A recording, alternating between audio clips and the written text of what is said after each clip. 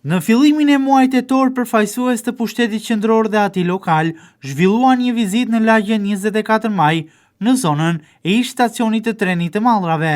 Qëllimi i kësaj vizite ishte vëzhgimi i vendit se ku mbaheshin prej vitesh tashmë automjetet e bllokuara, si dhe ato të sekuestruara, për të parë gjendjen që ishte ky vend, por mbi të gjitha për të lançuar për publikun një nisëm të re ligjore, e cila do të duhej të përfshihej në planin e zhvillimit të pushtetit vendor. Reformën për largimin e të gjitha mjeteve të sekuestruara nga bloku i banimit dhe pastrimin e zonës nga automjetet e sekuestruara ndër vite.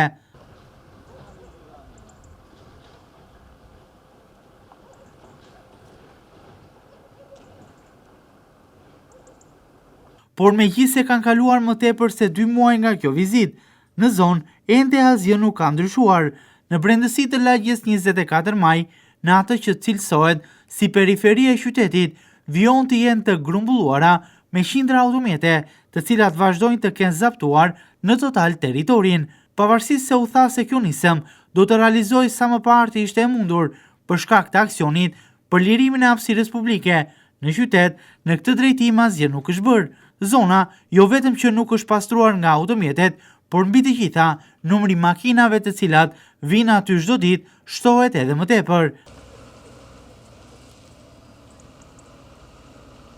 Një pjesë e konsiderueshme e territorit të bllokut të banimit është ende e zaptuar nga makinat, ai territor që deri pak vite më parë përdorej nga banorët e zonës, këmbësorët, por veçanërisht drejtuesit e automjeteve, sot nuk është më funksional, ndërkohë që grumbullimi i automjeteve në këtë vend ka bërë që aty mos të ndalet as fenomeni i grabitjes së pjesëve të makinave. Automjetet që grumbullohen në një vend pa asnjë masë sigurie, ku çdo kush mund të futet me lehtësi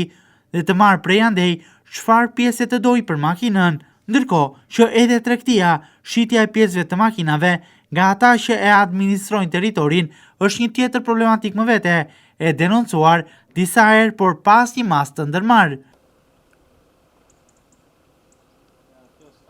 Prej vjedhjes dhe tregtimit të pjesëve kanë rënë edhe qindra automjete, edhe ato të cilat kanë qenë funksionale, por edhe ato të grumbulluara muajt e fundit. Në këtë vend mund të gjesh makina pa pjesë të ndryshme, ku disa për shkak të vazhdimit të këtij fenomeni janë kthyer nga funksionale në jo funksionale.